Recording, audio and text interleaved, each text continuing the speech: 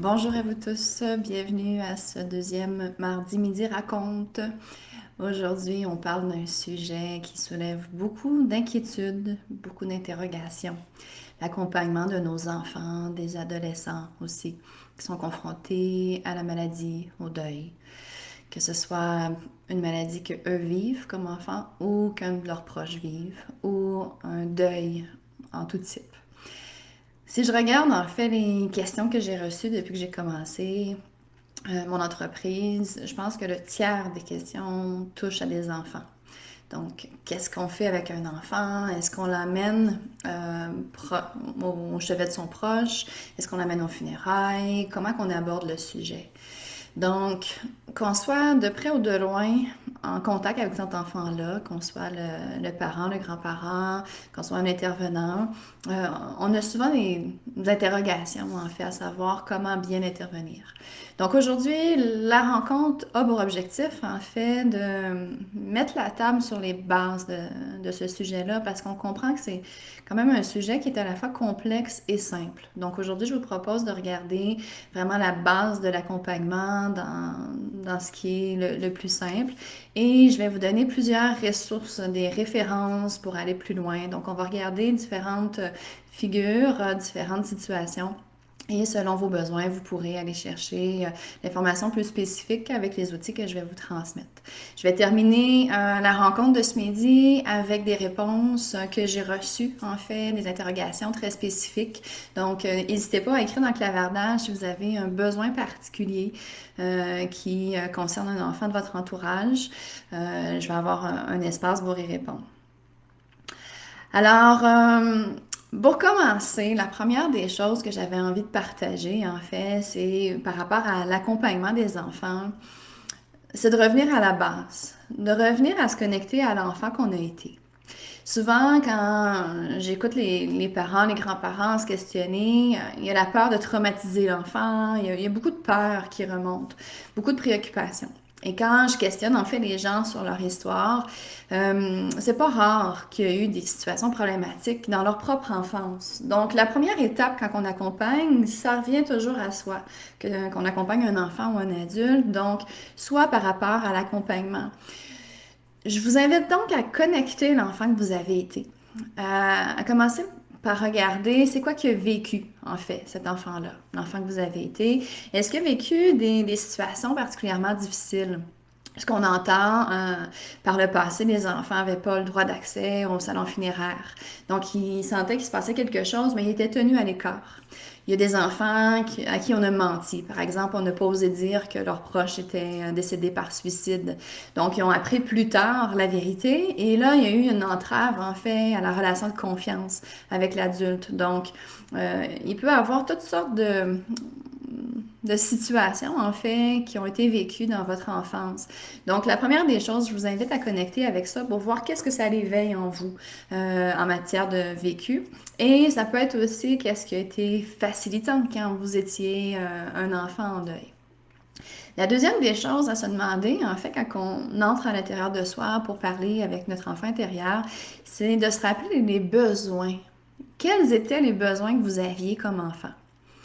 Et d'un commun accord, en fait, quand on regarde les besoins des enfants, on peut y aller simplement en résumant avec deux éléments. Le premier élément, c'est le besoin d'amour, se sentir aimé, se sentir dans un lien d'appartenance et être en sécurité.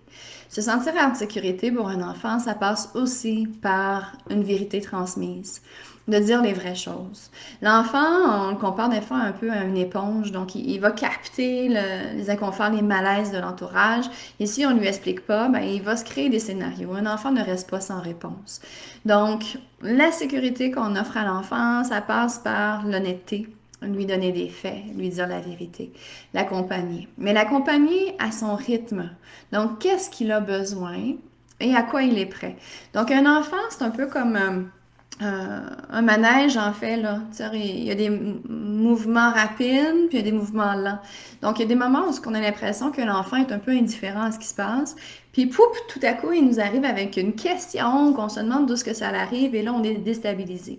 Donc, c'est important de comprendre le rythme de l'enfant qui est différent de l'adulte. Donc, il va vivre une émotion généralement à fond, à moins que l'environnement l'empêche de l'exprimer. Et puis, par la suite, il va vaquer à ses occupations. Donc, c'est de voir le rythme de l'enfant, de danser avec lui par rapport à ça, de ne pas l'inonder d'informations, mais de répondre à son besoin. Et encore une fois, quoi de mieux que de lui poser des questions pour savoir c'est quoi ses besoins. Donc, on lui donne des faits, on s'ajuste selon ses réponses, selon ses besoins, on s'assure d'être présent, de lui offrir cette sécurité-là. Ce qui est important dans nos réponses, en fait, c'est de s'assurer que ça soit collé à la capacité de l'enfant. Donc, l'enfant est rendu où? Dans la compréhension du processus de fin de vie, de deuil, en fait, il y a toute une évolution qui se fait à travers le temps. Donc, on a besoin d'apprendre différents concepts rattachés au deuil. Donc, d'abord, est-ce que l'enfant comprend que c'est irréversible? Donc, contrairement aux jeux vidéo, quand il est mort, il n'y a pas de retour. Donc, ça se peut qu'un enfant tout petit qui n'a pas compris que c'est irréversible demande d'aller rejoindre le proche qui est décédé. Donc, on ne parle pas d'une demande de suicide parce que l'enfant, il pense que c'est comme un espace là, un peu mystique. Là. On peut y aller, puis on y revient. Donc, est-ce qu'il a compris que c'est irréversible? Est-ce qu'il a compris que c'est universel? Donc, on va tous mourir. Donc, ça aussi, à un très bas âge, l'enfant ne comprend pas ça. Et de comprendre que c'est naturel, que ça fait partie du cycle de la vie. Donc, quand on danse avec l'enfant pour ajuster notre discours, on regarde ces éléments-là. D'autres éléments, mais si je simplifie, c'est où en est-il? Et cet élément-là va changer sur sa façon de réagir, sur sa compréhension des choses. Donc, c'est pas rare de voir des réactions de l'enfant arriver des fois quelques années après le décès. Puis là, on fait pas tout de suite l'association parce que on pense pas que c'est le décès de grand-papa qui est arrivé 3 ans précédemment qui a eu cet effet-là chez l'enfant. Mais ce qu'il faut comprendre, c'est que l'enfant, sur le coup, ce qui l'importe, c'est amour, sécurité, le quotidien. Donc, le jeune enfant, il peut être plus préoccupé à savoir, ben, qui va venir me chercher à l'école? C'était maman qui le faisait, puis le maman n'est plus là. Donc, ça peut être des questions très techniques. Donc, si on regarde l'enfant dans notre regard d'adulte, ben nous, on se projette dans le futur de dire, oh mon Dieu, cet enfant-là, puis on crée un scénario qui appartient à l'adulte. Mais l'enfant, lui, il a d'abord besoin de comprendre qu'est-ce que c'est mort, qu'est-ce que c'est mourir, c'est quoi la différence. Ce qu'on entend aussi, c'est un enfant, par exemple, qu'un grand-parent est décédé de pneumonie. Il y a eu des complications de la pneumonie, grand-maman est décédée. Puis là, l'enfant, il voit qu'il y a un rhume qui commence. Puis là, il fait l'association que grand-maman aussi, avant de mourir, elle a eu des difficultés à respirer. Donc, est-ce que moi aussi, je vais mourir? Donc, il y a toute la compréhension de la mécanique du corps, de la gravité aussi des différentes situations que l'enfant peut vivre. Donc, de l'accompagner, quel est son besoin du jour et d'y répondre du mieux qu'on peut. Et de ne pas cacher nos émotions non plus. L'enfant, il va capter que maman elle a les yeux bouffis, que son comportement est différent. Donc, c'est possible de dire à l'enfant, ben maman est triste parce que ma maman à moi, ta grand-maman, elle est décédée. Puis ça veut dire qu'on va pas la revoir. Puis là, on lui explique, puis on nomme qu'est-ce qui est là. Donc, de nommer, déjà, ça dédramatise, puis ça évite que l'enfant s'attribue le responsable, en fait, de ce qui se passe. Parce que l'enfant est très égocentrique, donc très tourné vers lui. Et si on ne lui explique pas que la mort vient d'une maladie, puis que c'est naturel, plusieurs enfants peuvent attribuer la relation causale, la conséquence, en fait, du fait que papa est pas là à cause de lui. Donc, j'ai pas été gentille. Papa m'avait demandé d'être gentille avec ma petite sœur, puis je lui ai donné un coup, puis c'est pour ça que papa revient pas. Donc, quand je veux dire l'enfant qui a pas de réponse, il va se construire une réponse, puis malheureusement, ben, ça se peut que la réponse qui se construit intérieurement soit plus dommageable que la vraie réponse, à tout le moins. Donc, de mentir, d'éviter, d'esquiver, c'est des stratégies qu'on va voir, mais ça risque de causer plus de dommages qu'une vérité transmise avec amour, en filtrant puis en ajustant progressivement ce qui est là. C'est important aussi pour un parent de reconnaître que ça prend une communauté pour élever un enfant, puis ça se peut que le parent soit pas le mieux placé pour accompagner son enfant. Ça se peut que des fois, une tante qui prend le relais, d'avoir une amie qui est proche, que l'enfant connaît, qui est là aux funérailles, qui peut avoir un œil sur l'enfant si jamais il y a des réactions. Donc, d'accepter le fait que le parent n'est pas le seul porteur du soutien et de l'éducation de l'enfant. Ça ne veut pas dire qu'il y a besoin d'un intervenant. Ça arrive, mais c'est pas obligatoire. Mais c'est d'avoir un adulte significatif. L'enfant, dans sa sécurité, il a besoin d'assurer une continuité puis de savoir qu'il peut compter sur quelqu'un. Si l'enfant capte que maman, elle va pas bien, elle a les yeux bouffés, puis on lui parle, puis elle est plus là, ben ça crée une insécurité. Et là, il y a des enfants qui vont réagir en prenant soin. Donc, on appelle la parentalisation. L'enfant qui devient le parent de son parent. Et ça c'est dommageable, en fait, pour l'enfant à court, moyen, long terme. On va voir aussi des enfants qui vont se refermer sur eux, puis ils n'auront plus confiance en leur environnement extérieur. Donc, un parent qui a de la difficulté à être là au quotidien auprès de son enfant, est mieux de le nommer. Puis de dire, ben c'est Tantine qui va s'occuper de toi aujourd'hui parce que maman elle est triste, puis j'ai besoin de me reposer.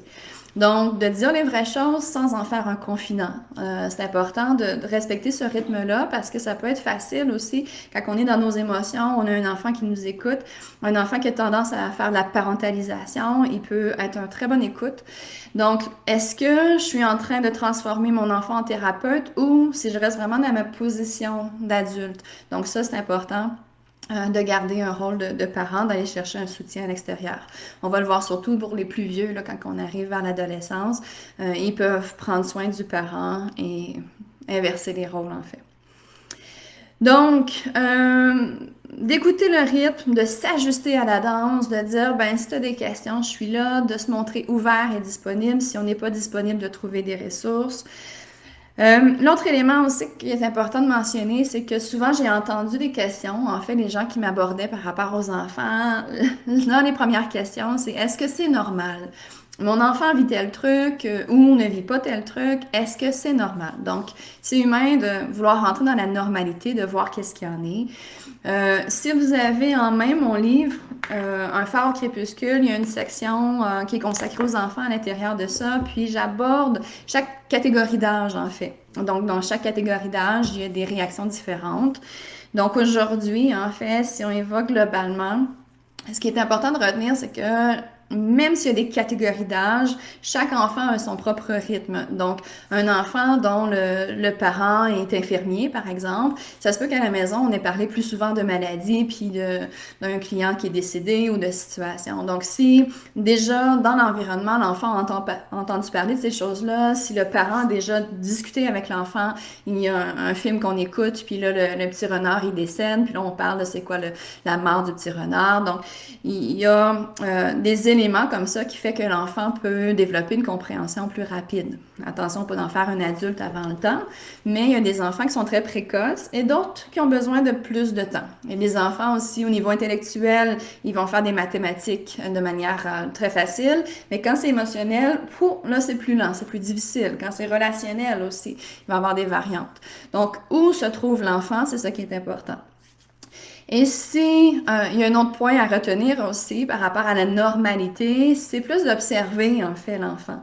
Donc oui, il y a des questions, mais un enfant qui est en difficulté, il va avoir souvent des choses qu'on peut observer, notamment l'alimentation. Donc un enfant qui se met à arrêter de manger ou à manger en excès. Donc est-ce que ça l'a changé? Le changement par rapport à l'alimentation, le sommeil. Le sommeil est très révélateur. Donc, un enfant qui fait des cauchemars, des mauvais rêves, des terreurs nocturnes, c'est d'écouter. Souvent, il y a beaucoup de symbolique dans le rêve. La peur aussi, si on dit grand-maman, elle s'est endormie, ben ça se peut que l'enfant ait peur de s'endormir parce que grand-maman s'est endormie, elle revient pas. Donc, moi, si je m'endors, est-ce que je vais revenir? Quand je vous parle de parler clairement des vraies choses avec des faits, on dit grand-maman est morte, grand-maman est décédée. C'est quoi décédée? Et là, on explique progressivement. Donc, de faire attention à ces images-là qui semblent plus douces, moins dures qu'elle est décédée, mais il y a toute une compréhension que l'enfant se fait dans l'abstrait qui peut déranger. Donc, un enfant qui a peur de s'endormir, peut-être qu'il y a une association comme ça qui a été faite.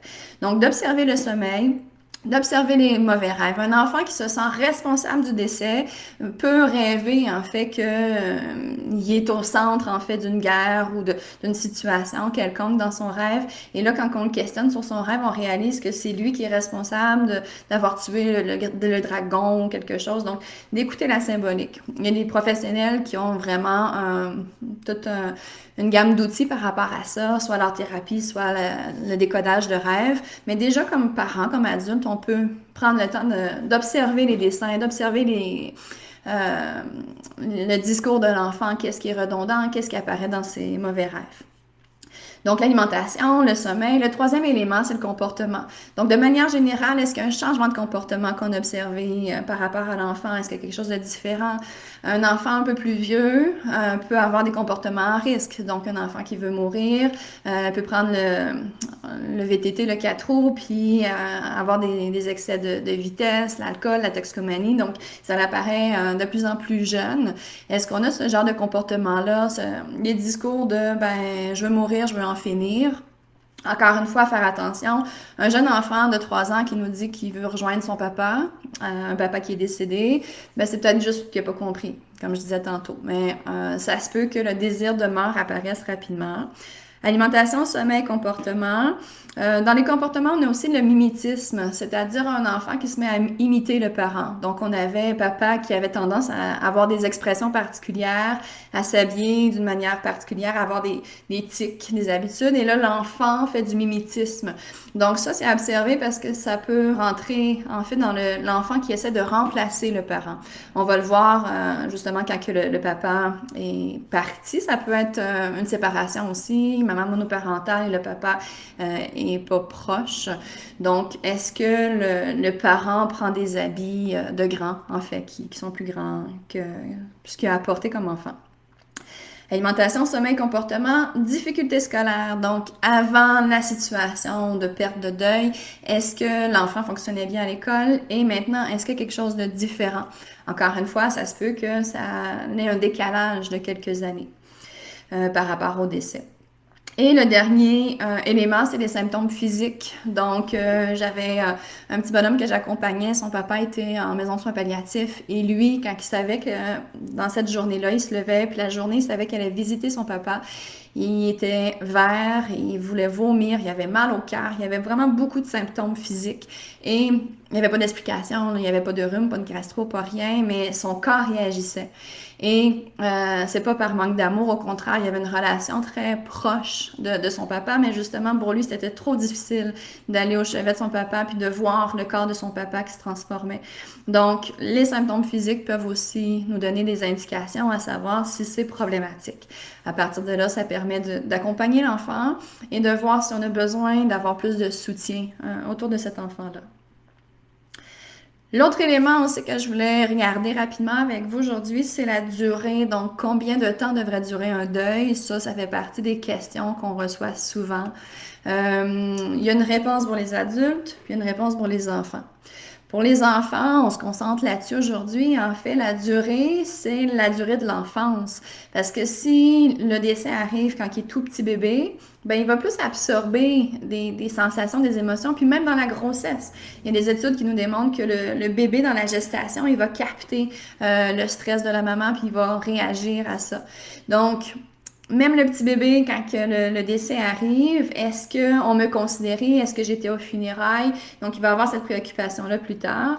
Et puis, en grandissant, mais les besoins de l'enfant changent et sa compréhension de la chose change.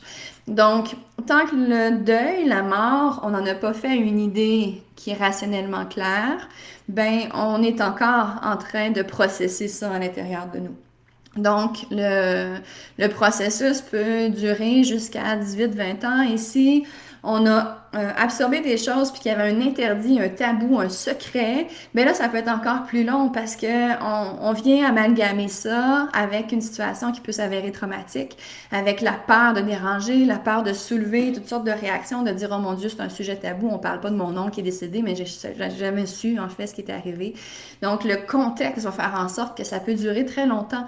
On peut observer des personnes âgées parler du traumatisme qu'ils ont vécu dans leur enfance, dans une situation où il n'y a pas eu un accompagnement bienveillant à l'époque selon la connaissance qu'on en avait, mais pour dire que il peut y avoir un décalage important dans les réactions de l'enfant, de l'adolescent. Donc, l'autre point important que j'ai parlé, qui est important, c'est vraiment la communauté, de voir qui est soutenu, qui soutient l'enfant. On a des adolescents qui vont plus aller chercher dans leur cercle d'amis.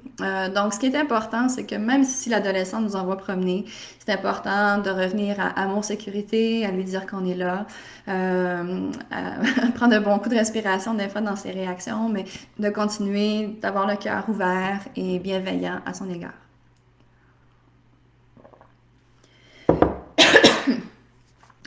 Donc, il y aurait beaucoup à dire. C'est vraiment un sujet qui est complexe. Ce qui est le plus complexe, en fait, je pense que c'est pas l'enfant comme tel, c'est notre regard comme parent. Donc, encore une fois, je vous lance l'invitation à voir qu'est-ce que ça signifie pour vous, le deuil, la mort, qu'est-ce que ça éveille dans votre histoire. Les parents qui ont peur de traumatiser l'enfant, encore une fois, c'est de nommer les choses et d'ajuster aussi. Donc, l'enfant nous donne beaucoup de signaux. L'enfant n'a pas forcément la capacité d'intellectualiser, de gérer les émotions, de nommer. Ça, c'est un long processus. Même chez les adultes, on est encore dans le processus. Mais à tout le moins, il nous donne des signaux. Quand il fait le bacon à l'épicerie, il est en train de nous faire un message assez clair. Donc, c'est toujours de décoder ça et de le supporter. Un autre point important parce que on n'a pas assez d'une heure pour couvrir le sujet. Ce que je voulais surtout vous transmettre aujourd'hui, c'est des outils, des références. Il y a plein de belles choses qui existent pour nos enfants. Donc, je vous en présente en fait mes coups de cœur ou des répertoires, des bottins qui vont pouvoir nous aider. D'abord, je vous invite à aller télécharger le bottin des ressources si c'est pas déjà fait. Donc, vous pouvez y accéder sur evgodreau.com. C'est complètement gratuit, plus d'une centaine de ressources à l'intérieur de ça. Et pour les enfants, vous avez des organisations et des livres, que ce soit un enfant qui est en deuil ou un enfant qui est gravement malade. Donc, il y a beaucoup de ressources qui vont être à l'intérieur de ça. Donc, evgodreau.com. Vous avez aussi mon répertoire d'outils pratiques. Donc, toujours sur evgodreau.com, vous avez l'accès à ma plateforme. Donc, un répertoire d'outils pratiques dans lequel vous allez retrouver des documents dont je vais vous parler dans les prochaines minutes. Et mon livre, le Phare au crépuscule, que je vous ai parlé tantôt, où on aborde des grandes lignes avec Manon Champagne et José Masson à l'intérieur de ça. La ressource incontournable pour les enfants en deuil au Québec, en fait, je vous dirais, c'est vraiment José Masson avec l'équipe de Deuil Jeunesse. Donc, Deuil Jeunesse est vraiment un incontournable pour nos enfants en deuil. Deuil Jeunesse, vous le retrouvez dans mon répertoire d'outils pratiques et sur Google, là, il est facile à trouver. Donc, vous avez entre autres le livre. Ça, c'est l'ancienne édition, mais en 2019, José, elle a fait une nouvelle édition qui s'appelle maintenant Accompagner un jeune en deuil. Donc, il y a vraiment plein d'outils de référence. José Masson est travailleuse sociale spécialisée en accompagnement des endeuillés. Donc, son organisation offre plein de ressources pour les parents. C'est à travers le Québec. Vous avez une question spécifique, vous appelez Deuil Jeunesse, vous leur écrivez. Il y a une équipe qui est là pour vous outiller, pour vous informer. Ils ont aussi fait dernièrement ton deuil, ton histoire, donc qui s'adresse aux enfants. C'est tout simplement des petits cartons à l'intérieur desquels on a des questions à poser aux enfants. Donc, des fois, on ne sait pas par où commencer, puis on peut le présenter comme un petit jeu. Donc, on fait un jeu à l'enfant, puis on discute avec lui, en fait, de son deuil, sa situation de deuil, en tirant des cartes comme ça. Donc, Deuil Jeunesse, c'est vraiment une belle ressource. Ils ont différents outils, formations aussi. J'ai des demandes par rapport aux enfants qui sont malades. Donc là, ici, c'est une autre dynamique. Donc, c'est pas un proche de l'enfant qui est malade, c'est lui-même.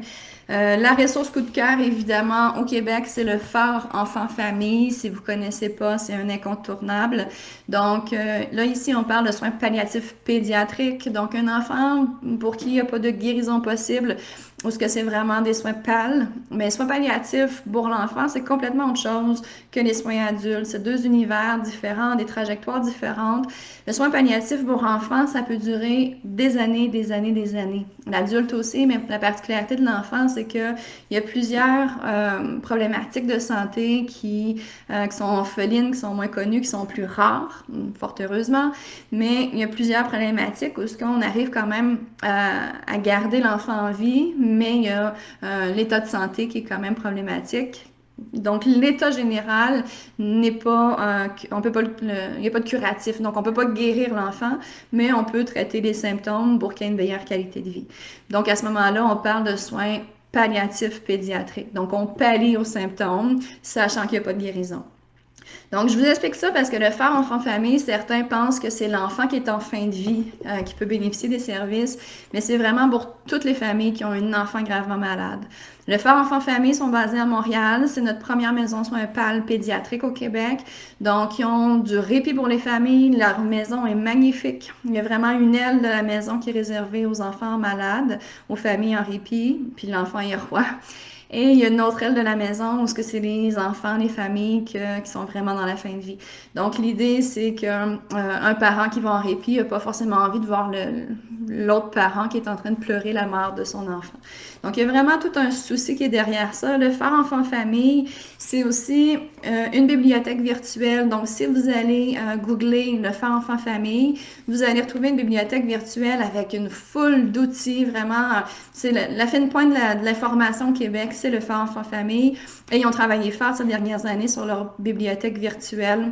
Donc, que vous soyez un membre famille, bénévole, professionnel de la santé, c'est vraiment l'outil par excellence.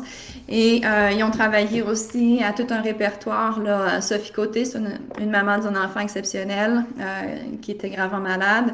Donc, un répertoire d'outils de référence, savoir qu'est-ce qui existe, c'est encore une fois le phare enfant-famille. Et un livre aussi dont je parle dans mon répertoire d'outils pratiques. Donc, c'est vraiment le soutien aux familles d'enfants gravement malades. Vous avez la référence dans le répertoire sur evgodreau.com. Donc, c'est encore une fois l'étude des différentes pratiques qu'on fait avec les enfants. Ce qu'on explique en fait, c'est que avec l'avancement de la science, nos enfants gravement malades vivent de plus en plus longtemps. On arrive à les garder en vie plus longtemps, mais ça crée d'autres difficultés qui nécessitent des nouveaux outils, des nouvelles ressources. Donc, c'est notamment ce dont on parle ici, quelles sont les façons d'accompagner l'enfant. Et c'est aussi une ressource autant pour les familles que les intervenants. Donc, vraiment intéressant. Je voulais vous parler aussi, là, je vous donne beaucoup de ressources. Écrivez-moi si vous avez besoin d'avoir des références, que je prenne le temps de vous donner le lien pour chaque référence, là, parce qu'il y a beaucoup de besoins différents. Si on parle d'un enfant qui est confronté au deuil, à la mort, hein, chaque situation est unique. L'autre contexte que je voulais vous aborder, en fait, c'est le contexte où c'est un proche qui est gravement malade. Donc, en particulier, si on parle de cancer, donc ici, on a la Société canadienne du cancer, qui est la référence, là, ici, c'est plus connu comme référence. Il y a vraiment toute une gamme de produits-services de la Société canadienne du cancer. Sur mon répertoire d'outils pratiques, je vous ai mis ce guide-là. Un guide vraiment très accessible, vous voyez, il n'est pas très gros, très lourd et très bien illustré. Donc, c'est vraiment comment accompagner l'enfant, l'adolescent dont un parent est atteint de cancer. Donc, vous avez le PDF qui est disponible sur le répertoire facilement. Téléchargeable, en fait. L'autre contexte que j'entends souvent qui touche les enfants, c'est le parent, le grand-parent, l'oncle, la tante de dire, ben, j'aurais aimé ça le connaître, puis j'aurais aimé ça qu'il me connaisse. Donc, je vais mourir, mais qu'est-ce qu'il va savoir de moi? Donc, des histoires touchantes. J'ai envie de vous parler, là, ce qui vient spontanément, c'est une histoire de Guillaume Beaulieu, le conteur, en Abitibi-Témiscamingue, avec qui j'ai travaillé quand il a démarré son projet de bilan de vie. Dans les tout débuts, il a accompagné une famille dont le papa Je suis pas certaine que le papa avait 40 ans. Il était en fin de vie. Et puis, il y avait deux jeunes enfants. Puis, il se demandait justement, ben, qu'est-ce que mes enfants vont retenir de moi. Et puis, Guillaume a rencontré les parents avant le décès de monsieur. Et il a créé un conte où ce que c'est le papa qui est le héros. Puis, à la fin, il y a toute une symbolique pour garder un contact, en fait, symbolique avec ses enfants. Donc, il y a vraiment, on est dans l'ère du temps où il y a des beaux outils qui se développent, que ce soit des toutous aussi, ce qui est beau, que j'ai vu, un toutou, ce qu'on presse le ventre, puis on a la voix d'un proche. Donc, ça peut être un proche qui est malade ou un proche qui est en fin de vie. Donc, il y a différentes boutiques à travers le Québec où ce qu'on peut personnaliser un toutou comme ça. Avoir une doudou aussi, qu'on fait une gravure.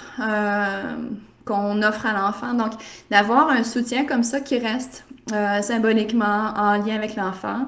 De faire attention, évidemment, si c'est un objet qui est cassable, par exemple une chandelle, là, ça serait comme un double deuil de perdre physiquement l'objet. Donc, c'est de s'assurer d'adapter selon la situation. Pour ce qui est des livres, en fait, encore une fois, il y a toute une offre de service qui est vraiment intéressante. Donc, un grand-parent qui anticipe son décès, il peut être aussi en santé, mais de dire, ben, j'aimerais ça que mon petit-fils, ma petite-fille me connaissent. On a ici le journal d'un petit trésor qui grandit. Donc, c'est l'histoire de la relation entre le grand-parent et son enfant. Donc, comment que le grand-parent a appris que l'enfant allait venir au monde, qu'est-ce qu'ils ont vécu ensemble. Donc, ça peut être un bel héritage à offrir à son enfant, à son petit-enfant, pour un grand-parent. On a d'autres livres aussi, si c'est le besoin de transmettre en fait à son petit-enfant ou son enfant qui on a été. On a des livres de relecture de vie. Il y en existe plusieurs. Vous pouvez demander à votre libraire. Ici, j'ai deux modèles. Donc, si ça vous intéresse, là, je pourrais vous faire une capsule pour ce thème-là parce qu'il y a beaucoup à dire. Dans mes coups de cœur, on a À la mémoire de une histoire sacrée à partager. Donc, à l'intérieur de ça, on raconte notre vie. Donc, qu'est-ce qu'on a vécu. Pour le parent, le grand-parent qui se dit, ben, j'aimerais ça que mon enfant me connaisse. On a ces livres-là. Puis, ça peut être un enfant, peu importe l'âge qu'il a aussi. On a une auteure québécoise, donc Nancy Mbatika, Les chroniques d'une femme en or que j'ai, puis on a aussi évidemment pour un homme en or.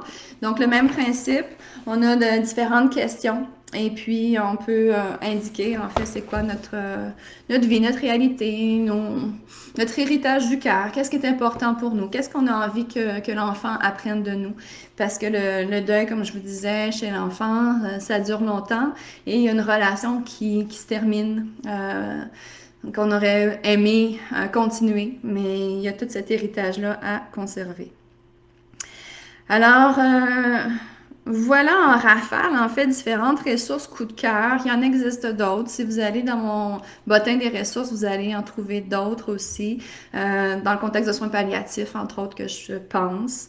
Donc, il y a toutes sortes de situations. C'est vraiment de voir avec votre équipe quels sont les besoins. Puis, je le répète une troisième fois, mais c'est vraiment de voir vous, comme adulte, comment vous vous sentez par rapport à ça. Et puis, ça m'emmène à vous parler en fait d'une situation particulière qu'une maman me partageait. Donc, je vais résumer sa situation en enlevant les éléments qui nous permettraient de la reconnaître. Il y a une maman qui me transmet en fait son histoire très touchante. Sa petite fille, elle a 8 ans. Et puis, sa petite fille, sa fille, elle a 8 ans. Et puis, elle a une maladie dégénérative qui fait qu'elle perd ses muscles. Donc, ses muscles deviennent atrophiés avec le temps, ce qui fait que l'enfant perd des capacités. Donc, même si c'est un enfant de 8 ans, il y a de plus en plus de difficultés à utiliser ses muscles au quotidien. Et puis, c'est une famille, en fait, qui n'ont pas les moyens financiers, selon les propos de maman, pour adapter la maison, ce qui fait que ça devient de plus en plus difficile de mobiliser l'enfant. Donc, l'enfant qui devient grand et qui prend du poids. Donc, une préoccupation de blessures aussi pour ceux qui en prennent soin. Ça l'entraîne le fait que les sorties deviennent difficiles parce que transporter un petit bébé, c'est pas la même chose que transporter un enfant qui devient plus grand. Donc, tout ce qui est les sorties, donc les visites à la famille, quand il y a des marches, des escaliers, des seuils de porte. On ne le réalise pas, des fois on pense qu'un milieu est adapté, mais un seuil de porte peut suffire à emmener un défi, en fait, pour transporter la personne qui est limitée physiquement. Des espaces comme le camping, où ça peut devenir difficile, donc aller à la plage, des endroits de nature. Donc la maman m'explique que il y a des activités qu'ils ont fait avec l'enfant depuis qu'elle est toute petite, que là, c'est de plus en plus difficile parce que l'enfant est moins capable, en fait, de contribuer à la mobilisation et ça devient plus difficile pour ceux qui en prennent soin de la mobiliser. Donc, la question, en fait, qui était derrière, la maman se demande comment aborder le sujet avec sa fille qui est handicapée. Donc, une enfant, je répète, de 8 ans. Et puis, elle termine avec une phrase que je dirais choc, que je vous transmets, une phrase qui parle beaucoup, en fait, de la préoccupation de la maman qui dit « J'ai l'impression que je vais la tuer avec mes mots ». J'ai l'impression que je vais la tuer avec mes mots, donc c'est très percutant. Ça parle beaucoup de ce qu'on peut anticiper comme effet de nos mots sur les enfants. Ce que j'ai envie de répondre, évidemment, c'est une réponse qui est simplifiée. J'y vais avec les éléments d'information que j'ai. C'est toujours de voir avec l'équipe qui entoure l'enfant, qui connaissent vraiment la réalité de la famille. Mais j'ai envie de donner deux éléments de réponse à cette famille-là. Donc, la première, c'est sur la communication et la deuxième, c'est sur les ressources. Pour ce qui est de la communication, en fait, la demande de la maman, je vous dirais, dans une situation comme ça, on parle d'un éléphant dans la pièce. Donc, l'éléphant dans la pièce, c'est la situation. Et puis, on met beaucoup d'énergie à essayer de regarder ailleurs, de ne pas voir l'éléphant, mais tout le monde sait que l'éléphant est là. Et puis, oui, c'est difficile de regarder l'éléphant, mais c'est inévitable. Et puis, un enfant à 8 ans, s'il n'y a pas de retard intellectuel, il comprend beaucoup de choses. Et même s'il y a un retard intellectuel, il sent beaucoup de choses. Donc, à 8 ans, l'enfant peut capter qu'il y a des interdits, il y a des tabous, il y a des malaises, que, OK, ça, on n'aborde pas ça. Donc, même si c'est pas nommé avec des mots, il y a des choses qui sont captées aussi. Puis l'enfant, il peut se raconter des choses à l'intérieur, puis avoir ses propres peurs, ses propres explications à l'intérieur de lui. Donc, même si c'est difficile, c'est de dialoguer avec l'enfant. Dans cette situation-là, donc on parle d'un enfant de 8 ans à qui, ce que j'en devine, c'est qu'on n'a pas abordé le sujet encore, c'est d'y aller progressivement parce que c'est un processus de deuil pour toute la famille, à tous les événements difficiles, à toutes les fois qu'on observe un proche qui mobilise l'enfant avec difficulté, à toutes les fois qu'il y a une étape de plus dans la progression de la maladie, ben c'est le deuil qui prend place. Donc, on peut intégrer l'enfant dans ce dialogue-là, de voir qu'est-ce qu'il a observé. S'il y a des réactions émotionnelles chez le parent, ben on peut le nommer. Maman est préoccupée parce que t'es rendue plus lourde que quand t'étais bébé, puis ça me fait mal dans mon dos. Donc, de nommer des faits qui sont là pour s'accompagner, en fait, tous ensemble dans la progression de la maladie. On peut regarder avec l'enfant qu'est-ce que ça lui fait. Donc, de dire, ben, maman est toute seule aujourd'hui, je peux pas t'apporter au camping comme t'aimerais parce que c'est grand-papa d'habitude qui te transporte. Ça, j'invente, là, je connais pas ces particularités-là. Ben, de dire qu'est-ce que ça te fait pas pouvoir aller au camping aujourd'hui. Donc, de voir à dialoguer avec l'enfant si l'enfant est disposé à ça, donc de ne pas le forcer, de le nommer et d'y aller progressivement. Donc, l'impression de tuer l'enfant, il y a quelque chose de très violent. Donc, c'est de s'accompagner ensemble dans les éléments de progression de la maladie, de ce qui se présente, de nommer l'éléphant dans la pièce, de dire qu'est-ce qui est là. J'ai eu dans ma vie la chance d'accompagner une enfant extraordinaire. Donc pendant 5 ans, j'ai été très près d'elle. Et puis, c'est une enfant qui est lourdement handicapée. Elle prononce à peu près 25 mots, puis elle a un profond retard intellectuel. Puis cet enfant-là, à un moment donné, elle a refusé de prendre sa médication, alors qu'avant, c'était pas ça. Et puis, ça aurait été facile de prendre Bouraki, qu'elle comprenait rien. De dire, ben, elle a un discours qui est confus, puis elle a un lourd retard, peut-être d'un an et demi, 2 ans. Mais j'ai pris sur moi, j'ai été au-delà de cette croyance-là, puis je lui ai posé des questions. À ce moment-là, c'était des questions fermées, oui, non, parce que l'enfant ne peut pas verbaliser. Mais j'essayais de voir, donc je la nommais, puis je disais, tu trouves ça difficile? Et là, j'essayais de voir avec elle quelle était sa réalité, puis c'était surprenant de voir comment qu'elle était cohérente. Des fois, on lui posait des questions, puis elle comprenait pas le sens, puis elle répondait, c'était pas cohérent, mais je me souviendrai toujours de ce moment-là. Parce que je me suis adressée à cet enfant-là, le cœur ouvert, à essayer de voir sa réalité, de voir pourquoi là, c'est difficile de prendre sa médication, puis qu'elle a fait cette crise-là, pourquoi qu'elle a réagi, et de lui expliquer pourquoi les médicaments, pourquoi qu'elle doit prendre des médicaments en quantité à tous les jours, puis la maladie. Puis je lui ai parlé comme si c'était une enfant de l'âge qu'elle avait dans son corps, donc 8-9 ans. Et puis, ça l'a... à ce moment-là, après la discussion, elle a accepté de prendre sa médication, puis on s'est fait un grand câlin. Donc, pour moi, ça a été le message fort de dire qu'on sous-estime souvent la capacité de l'enfant à comprendre des choses. Et si l'enfant n'est pas en mesure de nous valider sa compréhension, mais ça devient difficile, mais d'y aller aussi par rapport à ça et pour les parents de se faire accompagner parce que c'est un deuil pour le parent d'avoir un enfant qui est typique, qui est neurotypique. Donc, de voir, ben, à toutes les fois que l'enfant perd des capacités, mais c'est des activités de moins. Donc, ça ne sera pas possible pour l'enfant de courir, de faire ci, de faire ça. Donc, de progresser à travers tout ça, c'est aussi une étape qui est confrontante. La fratrie, c'est la même chose. Donc, je ne sais pas si dans la situation dont je vous ai parlé, la maman a d'autres enfants ou des cousins, cousines, des enfants autour, c'est la même chose. On peut expliquer à l'enfant que leur sœur ou leur cousine est malade, mais si on peut atteindre la compréhension cognitive de c'est quoi être malade gravement puis c'est quoi mourir, pour eux, ça se peut que ça fasse pas de sens.